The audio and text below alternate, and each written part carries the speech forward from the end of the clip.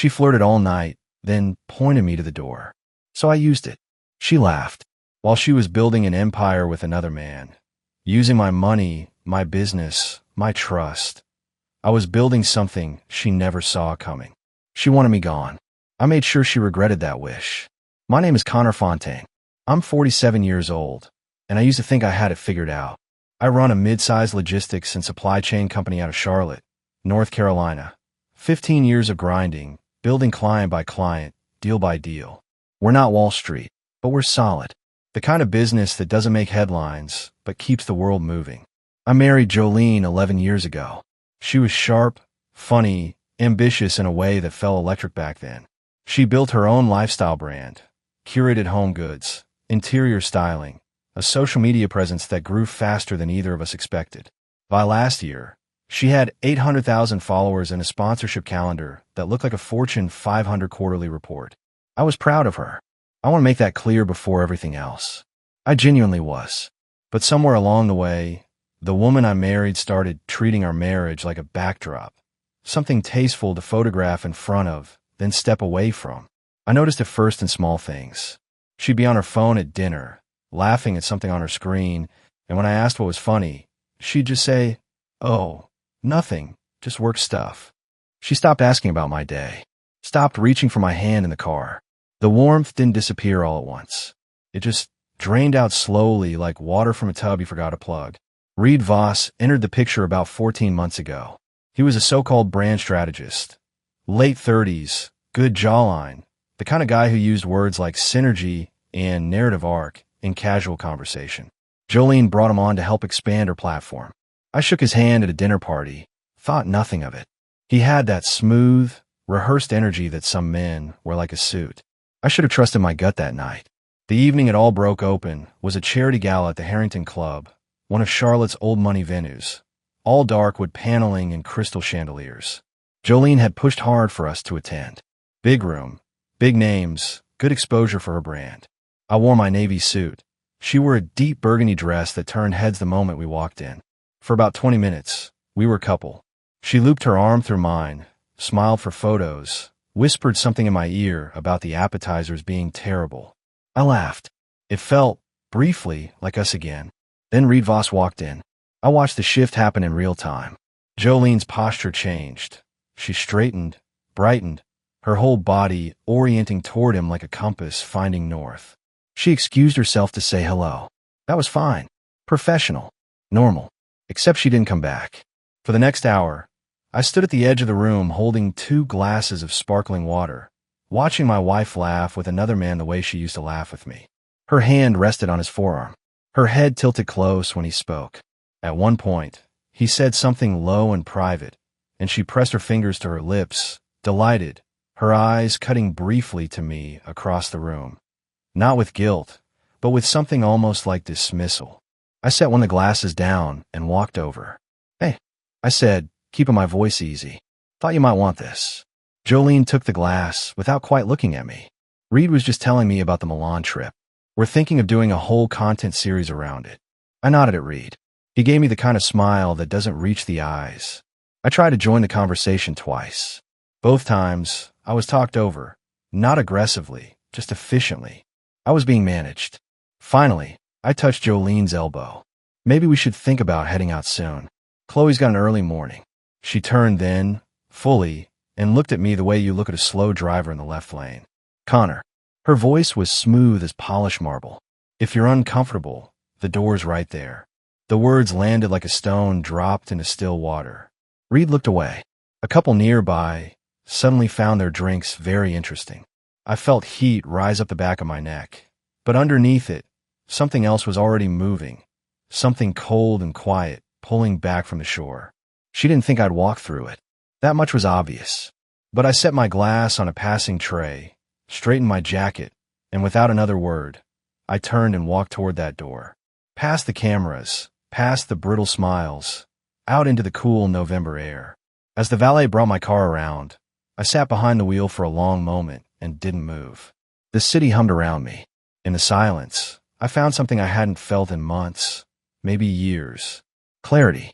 On the drive home, I stopped in Chloe's room. She was asleep, one arm flung over her stuffed elephant, her breath soft and even. I stood there in the dark for a full minute, just watching her, grounding myself in the one thing in my life that was still completely real. Then I went to our bedroom, opened the top drawer of my nightstand, and found it almost by accident, a folded note, edges worn soft with age. I recognized the handwriting before I even opened it. Jolene's, from maybe 9 years back. You made me feel safe, Connor. Like the world can throw whatever it wants, and I don't have to be scared. I hope you know that. I folded it carefully and set it back in the drawer. Downstairs, I heard her key in the lock. Jolene came home at 11:40. I heard the garage door, the click of her heels on the kitchen tile, the soft thud of her clutch on the counter. I was in the living room with the lights low, a glass of water on the coffee table, and nothing on the television. She appeared in the doorway, still in the burgundy dress, her expression already arranged into something practiced, concerned, slightly wounded, like she was the one who'd been wronged. "You just left," she said. "You showed me the door." I kept my voice level. I used it. Her jaw tightened. "That's not what I meant, Connor, and you know it. You were hovering. You were making it weird. I was standing next to my wife at a public event. You were sulking." She folded her arms, shifting her weight.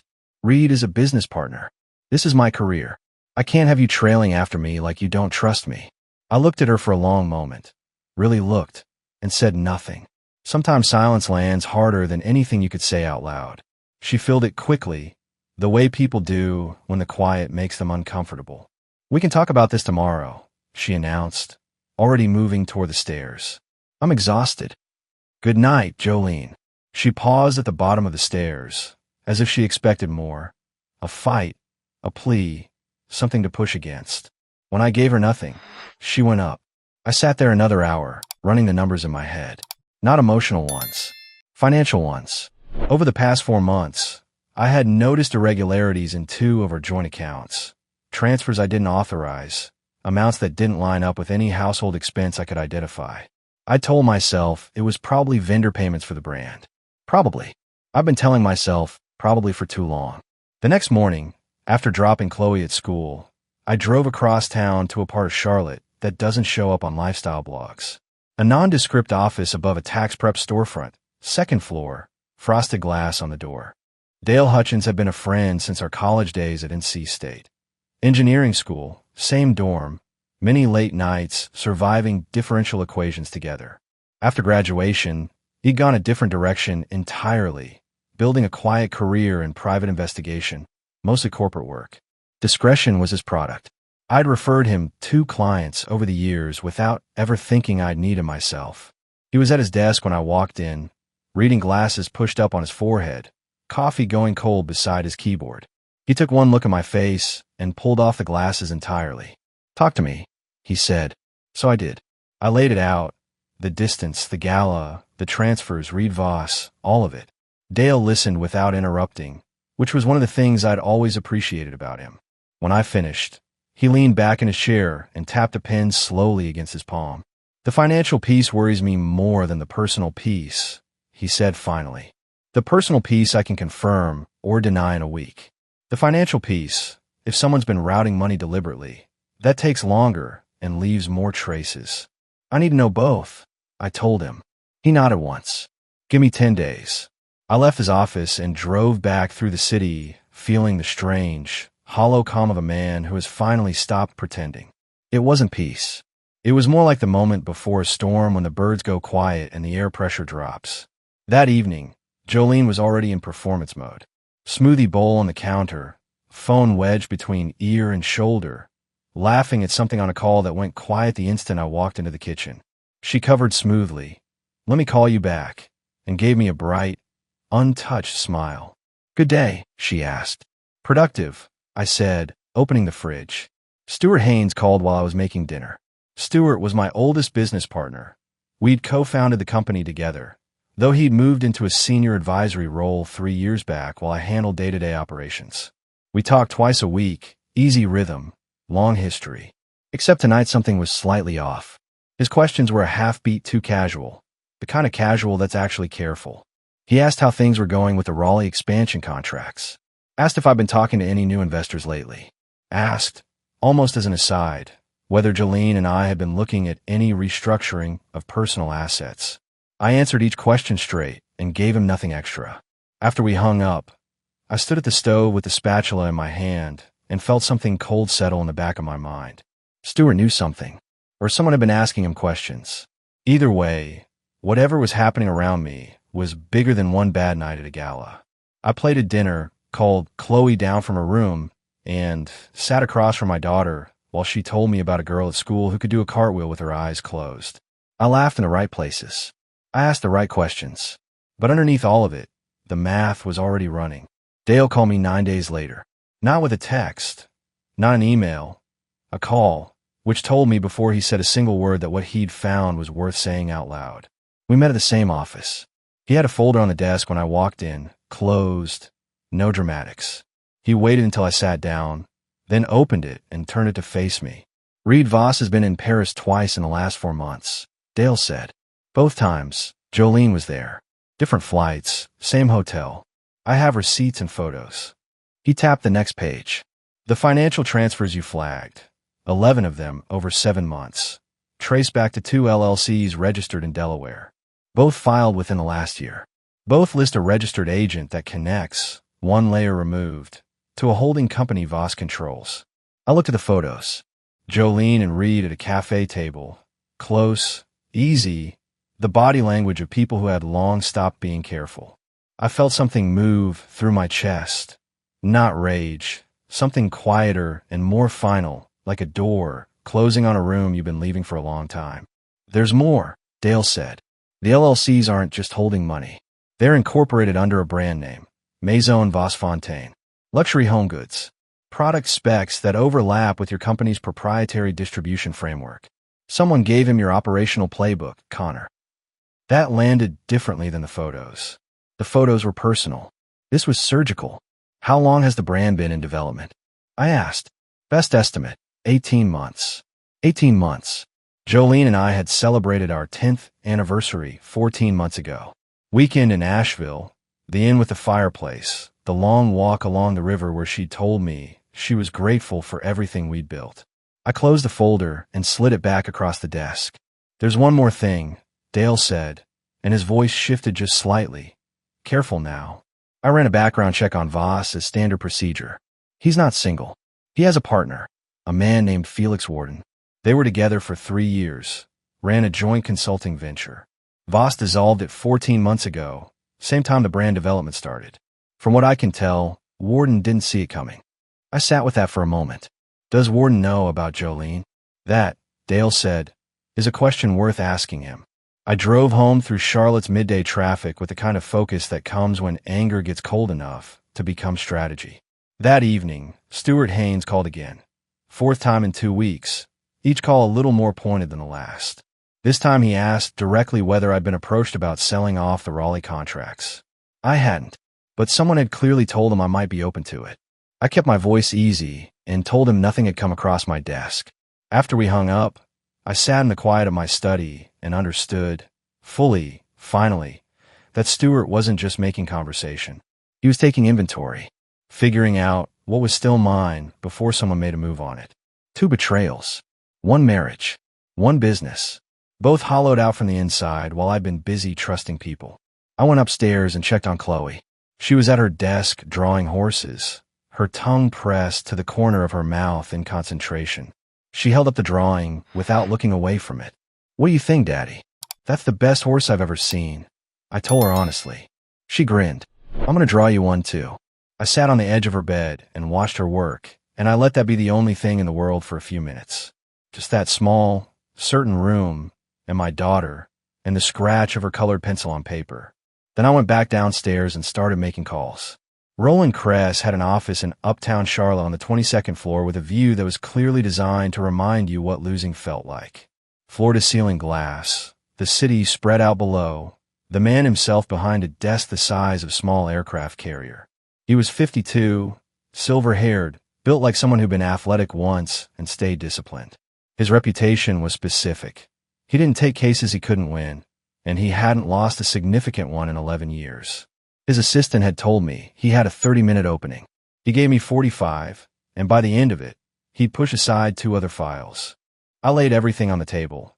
Dale's report, the financial transfers, the LLC registrations, the brand framework that mirror my company's proprietary systems, Stuart's suspicious behavior, the prenuptial agreement Jolene and I had signed before the wedding.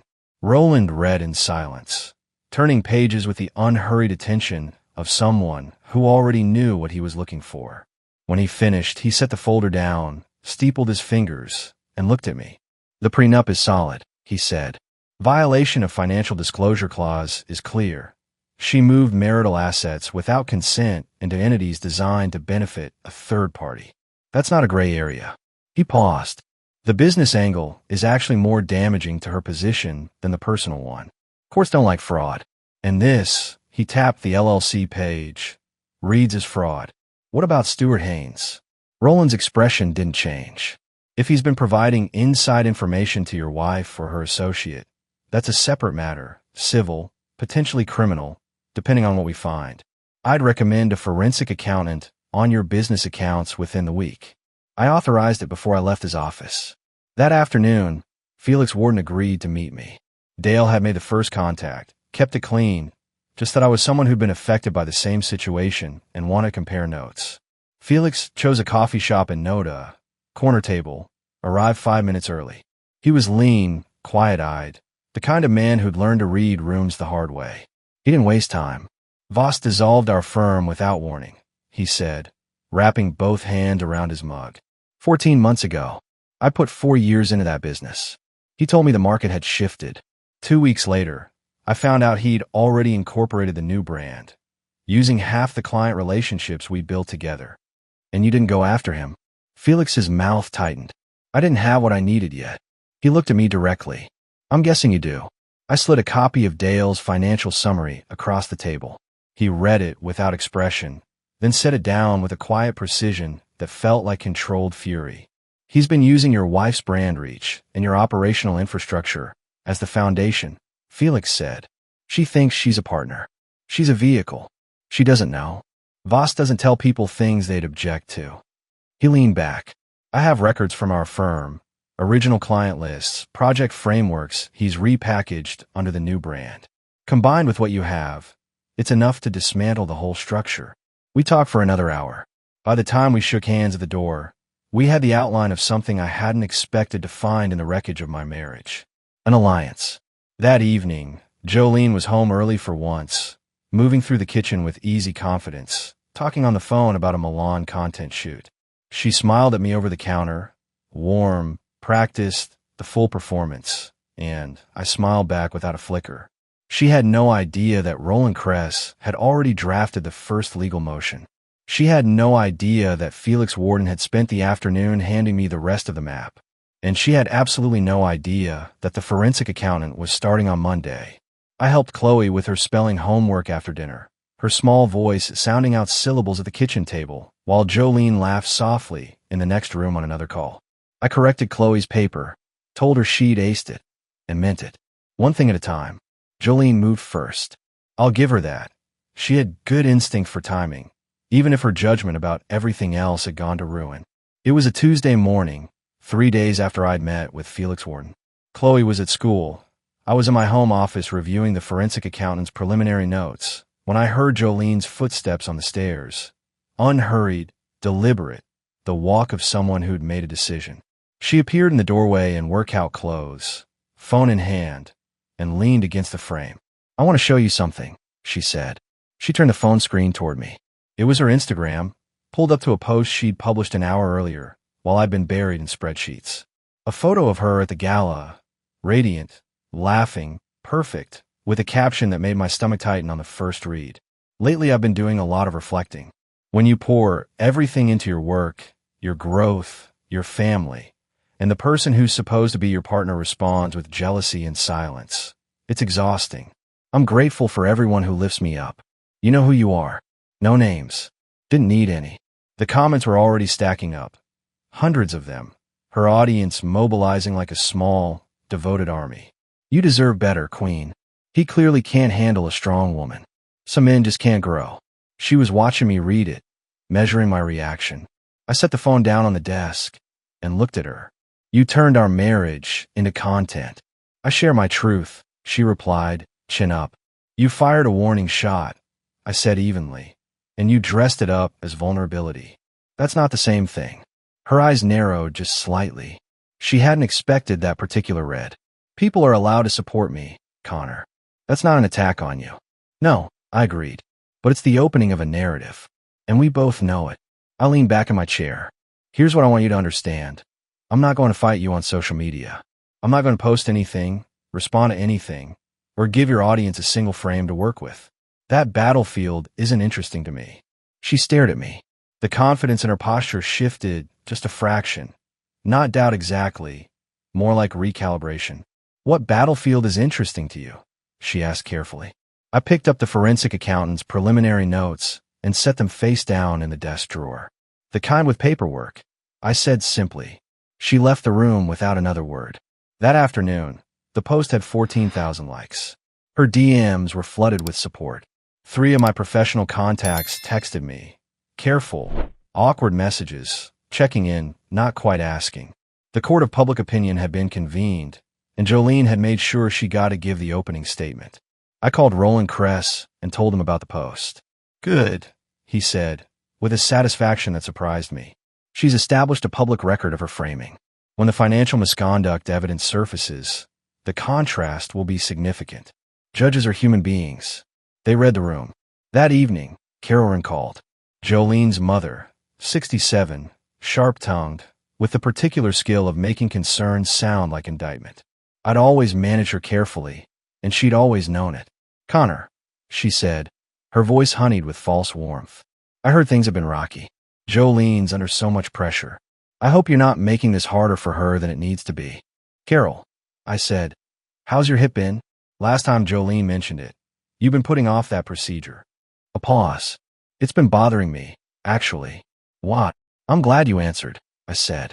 I'll be in touch soon. I ended the call before she could redirect. I had something specific in mind for Carol, but the timing wasn't right yet. I filed it away. Stuart called that same evening. 5th time in 3 weeks. This time his questions were sharper. Had I spoken to any attorneys? Was I planning any changes to the company's structure? Had I talked to our insurance underwriter lately? Each question a probe. Each answer I gave him landing nowhere useful. After we hung up, I texted Dale. Stuart's escalating. Can you pull his financial activity? Anything linking him to Voss or the LLCs? Dale's reply came back in 4 minutes.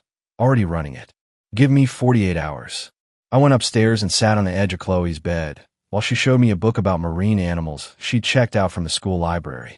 She read me 3 pages about octopuses with total authority, correcting her own pronunciation twice without prompting. I listened to every word like it was the most important thing I'd heard all week.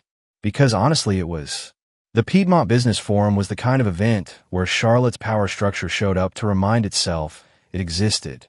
Developers, financiers, tech founders, a few local politicians who wore their ambitions like pocket squares.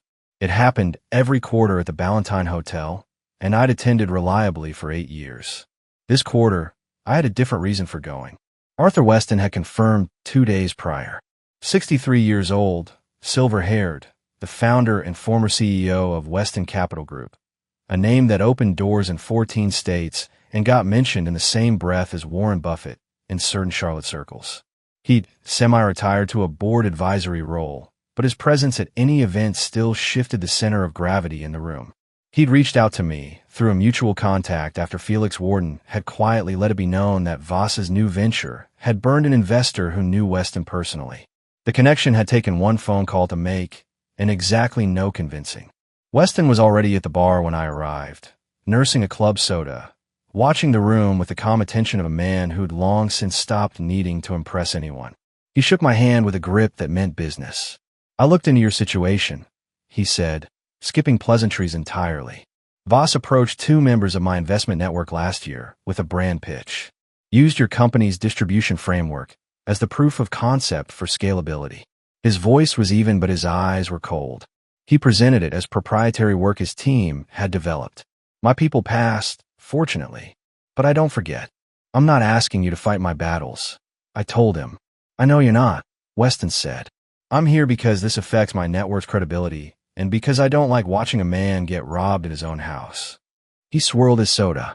"What do you need from me tonight?" "Your presence," I said. In one conversation, we moved through the room together, and I want to be clear about what that looked like because it mattered. Arthur Weston didn't need to announce himself. People came to him. Within 20 minutes of our arrival, 3 of Voss's current investors had found their way into our orbit, drawn by Weston's gravity. The conversations were polite, general, about market conditions and due diligence standards. But Weston had a way of raising a single precise question. "Have you stress-tested the IP provenance on that venture?" And watching it land like a stone in still water. Jolene arrived 40 minutes in, Reed Voss at her side, both of them glossy and confident. She saw me from across the room. Her expression registered surprise, then adjustment.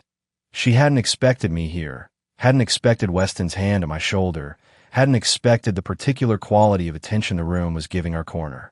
I watched Reed Voss spot Weston. His smile didn't falter, but something behind it did. Later in the evening, I found myself near the entrance when Jolene approached alone, Voss momentarily occupied. She stopped in front of me, voice low.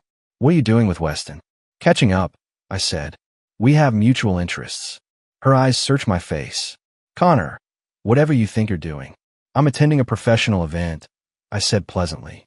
"You told me the door was right there, Jolene. I used it. Turns out there were better rooms on the other side." Her jaw tightened. She opened her mouth, then closed it, a rarity. Across the room, I saw one of Voss's investors pull him aside, their body language shifting from social to serious. Voss's phone came out. The frown that crossed his face was small but real. I excused myself from Jolene without another word and returned to Weston, who handed me a club soda and said quietly, "His funding conversation just got complicated." I nodded once. The next morning, I had Roland Kress file the first formal motion, prenup violation, financial misconduct, custody petition. And before Jolene saw a single document, I called a journalist at the Charlotte Business Observer I'd worked with twice before. I gave him nothing on the record, just enough on background to start asking the right questions about a new luxury brand and the provenance of its operational framework. The story ran 4 days later. Jolene read it over her morning coffee. I watched her face go still, the color pulling back, the performance dropping for just a moment, and then she looked at me across the kitchen table with something in her eyes I hadn't seen before. Not anger. Fear. The Charlotte Business Observer story ran on a Thursday morning, and by noon it had been picked up by 2 regional business wires. The headline was careful. Questions surround new luxury brands' IP origins, but the substance was precise. A new venture called Maison Voss Fontaine, launched quietly over the past 18 months, whose operational framework bore significant structural resemblance to proprietary systems developed by an established Charlotte logistics firm. Sources unnamed. Questions unanswered. Jolene called me 4 times before I finished my first cup of coffee. I let all 4 go to voicemail. She appeared in the kitchen doorway 20 minutes later, still in her robe, her phone in one hand and a fury in her eyes she wasn't bothering to contain. "You did this," she said, her voice low and sharp. I looked up from my laptop. "Good morning." "Don't." She crossed the room and set her phone on the table in front of me, the article pulled up on the screen. "You fed this to a journalist. You deliberately went behind my back to destroy something I spent 2 years building. You spent 2 years building it with my operational framework and my marital assets," I said evenly. "Those are 2 things that belong to me." Her jaw tightened. "You have no idea what Reed and I have a very detailed idea," I said. 14 pages of it. Actually, prepared by a forensic accountant. The color shifted in her face. Not all at once. It drained from the edges inward, the way a photograph fades when it's left in the light too long. She pulled out the chair across from me and sat down, which told me the confrontation had changed registers. She was no longer performing for an invisible audience. She was thinking. "Connor." Her voice dropped. "We can fix this. We can get in front of it, together. I'll cut ties with Reed, restructure the brand, put everything back in the joint accounts. We go to a real therapist, not that Beverly Hills circus. We work." She reached across the table, her fingers brushing my forearm. "You and me. We were good once. We can be good again." I looked at her hand on my arm. Then I looked at her face, and I saw something genuine there, which made it harder, not easier. Jolene, I said quietly. I found the correspondence. The plan you and Reed built 18 months ago, before you came to Asheville with me for our anniversary, and told me you were grateful for everything we'd built. I paused. That wasn't a rough patch. That was a performance. Her hand withdrew. The softness left her eyes.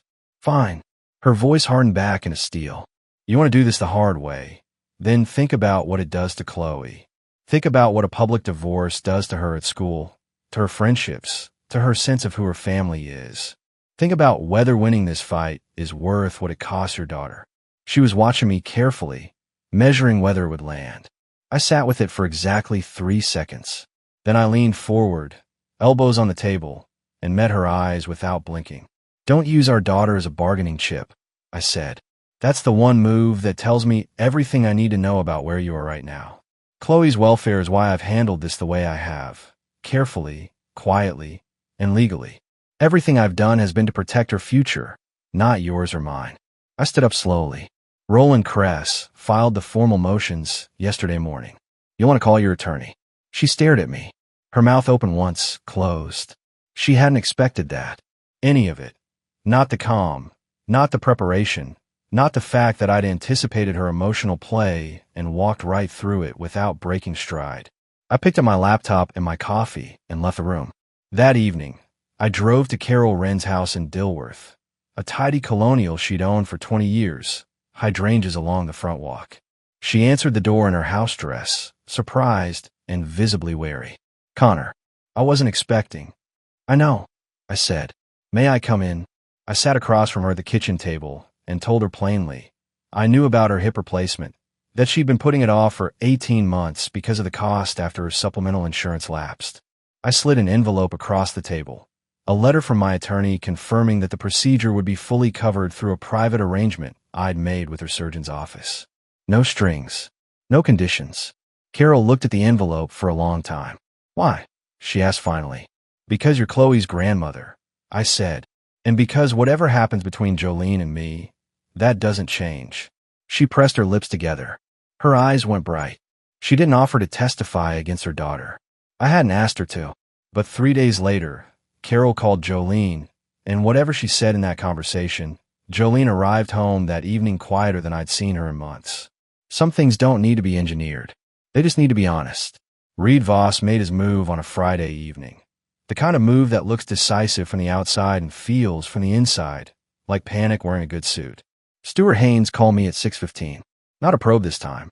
His voice was different, lower, stripped of its usual managed ease. Connor, I need you to hear me out, he said. I'm listening. A long pause. I made a mistake. A significant one. Voss approached me 14 months ago, told me you were planning to sell the company, restructure, that he was working with Jolene on a transition plan. He needed insight into the Raleigh contracts and the distribution framework. He stopped. I thought I was protecting my position. I said nothing. I know that doesn't justify it, Stuart continued. I've already retained an attorney. I wanted you to hear it from me before the forensic report lands. It already landed, Stuart, I said. 3 days ago. The silence on his end was complete. I'll cooperate fully, he said finally. Whatever you need. I ended the call, set the phone on my desk, and stared at the middle distance for a moment.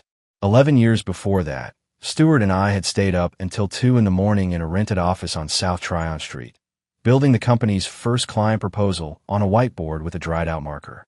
I remembered arguing about the font on the cover page. I filed the memory away and moved on. 2 days later, Voss's world came apart with the kind of speed that only happens when multiple structural failures occur simultaneously.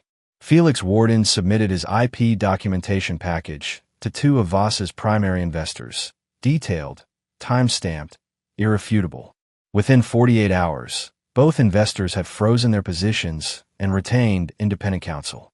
By Tuesday morning, a third investor, one of the men Wesson had spoken with at the Piedmont Forum, had quietly pulled out entirely. Voss called Jolene repeatedly that week.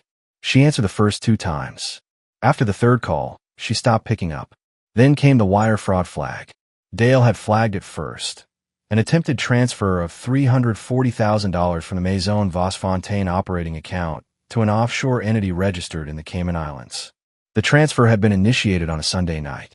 By Monday morning, the forensic accountant's report had already been in Roland Kress's hands, which meant that Voss's attempt to move money ahead of the legal proceedings was documented almost in real time. Federal investigators opened a preliminary inquiry by Wednesday. Voss's attorney issued a statement. Then Voss himself went silent. No posts, no calls, no appearances. Charlotte's social circuit registered his absence the way a body registers a removed splinter. A small relief, a slight soreness where it had been. I didn't watch any of it with satisfaction. I watched it the way you watch a controlled demolition, standing at a safe distance, confirming that the structure has come down where you calculated it would, making sure no one innocent is caught in the debris. The night the news broke publicly about the federal inquiry, Jolene came to me in the study. No performance this time, no strategy. She stood in the doorway and looked at me with something that was close to the woman I'd married. Tired, unguarded, stripped of the gloss. I didn't know about the offshore account, she said. I believe you, I told her. She blinked, as if she hadn't expected that either. It doesn't change what you didn't know about, I added. But I believe you on that specific point. She nodded once, slowly, and left the room.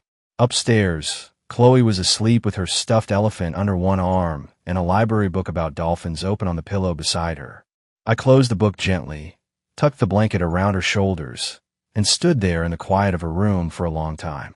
Roland Kress called in the morning. The custody hearing was set. Everything was in place.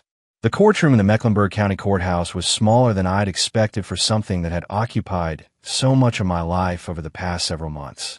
Wood paneling, fluorescent overhead light, the faint smell of recycled air and old paper.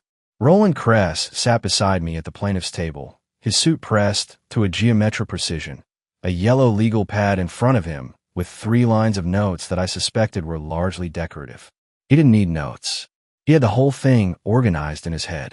Across the aisle, Jolene's legal team, 2 attorneys from a prominent Charlotte firm, had arranged a significant volume of paperwork in a way that communicated industry without quite conveying confidence. Jolene sat between them in a charcoal dress, hair pulled back, composed in the way of someone who has rehearsed composure rather than felt it. She didn't look at me when I sat down. Her mother, Carol, was seated in the gallery. She told Jolene she was coming for support. She hadn't specified whose. The proceedings took the better part of 2 days. Jolene's team led with the standard framing. Devoted mother, ambitious professional, a woman whose husband had grown distant and resentful as her success outpaced his comfort. They brought in a character witness, one of her brand collaborators, who testified about Jolene's warmth and dedication with the smooth reliability of someone who'd been well briefed. Roland let them finish. Then he opened his binder. The financial misconduct evidence was presented methodically.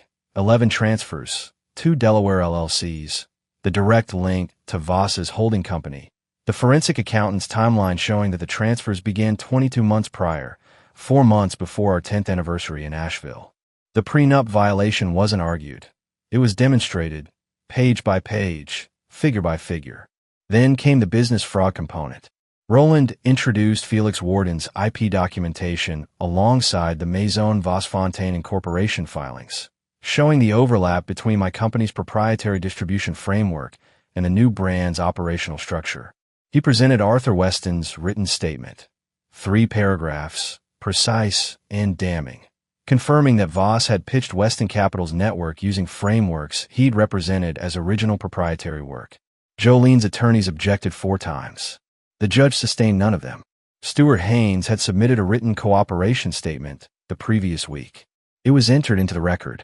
Jolene, hearing her name linked explicitly to the scheme through Stuart's account, pressed her lips together so tightly they went white at the edges. The custody component was quieter but decisive. Chloe's school counselor testified about Chloe's emotional stability and her strong, consistent attachment to her father. My documented presence, school pickups, medical appointments, parent-teacher conferences, was entered as a complete record going back 3 years. Jolene's absences, cataloged without editorializing, spoke for themselves. When the judge delivered her ruling on the second afternoon, the courtroom was very still. Full physical custody to Connor Fontaine. Supervised visitation for Jolene Fontaine. with a review hearing in 9 months contingent on demonstrated stability. The marital estate to be divided in accordance with prenuptial terms, with additional financial penalties applied for documented misconduct. The business fraud component referred to the appropriate civil authorities. Roland capped his pen and gathered his papers without celebration. I sat very still for a moment, letting the ruling settle. No fist pump, no exhale of triumph. Just a quiet acknowledgement that something enormous had concluded, and that what came next was going to matter more than what had just ended. In the hallway afterward, Carol Wren caught up with me near the elevator. She looked older than she had at her kitchen table 2 weeks ago, or maybe just more honest. "You're a good father," she said simply. Her voice was steady, but her eyes were tired. "Whatever else, you've always been that."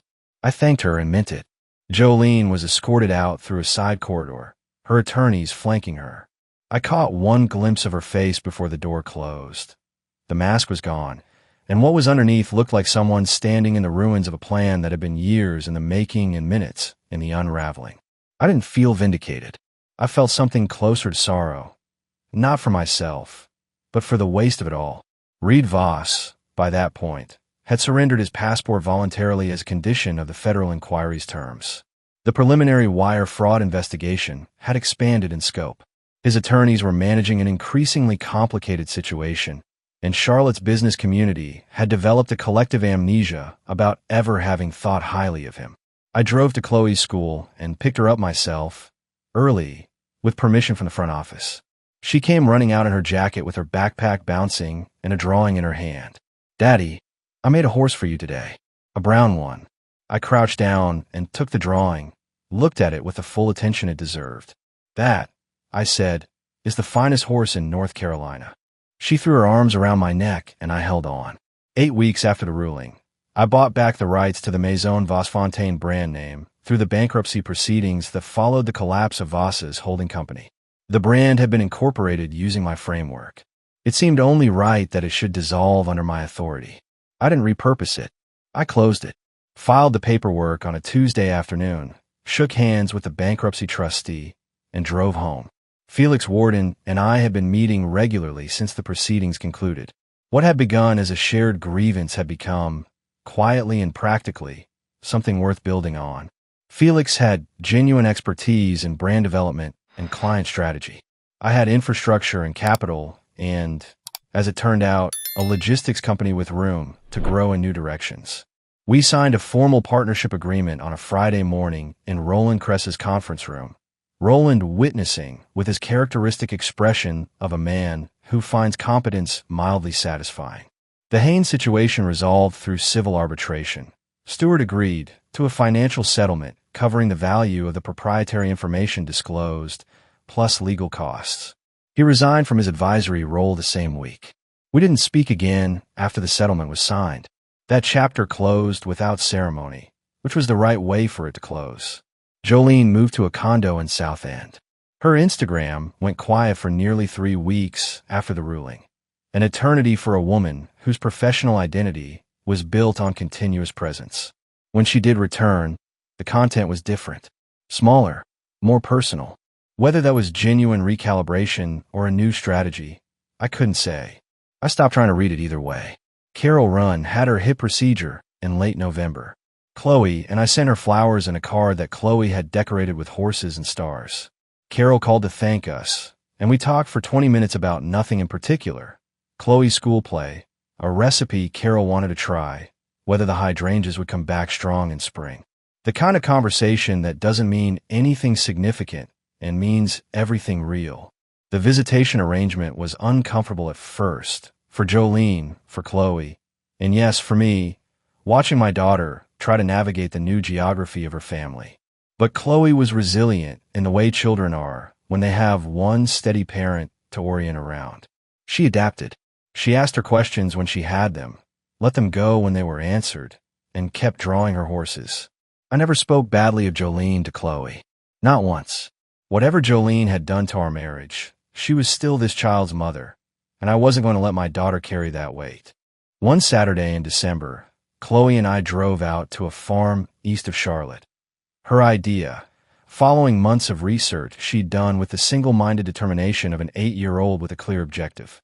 She spent 3 hours with a patient mare named June, learning to brush her down and feed her carrots from a flat palm. On the drive back, Chloe fell asleep in the back seat with her head against the window and a small smile still on her face.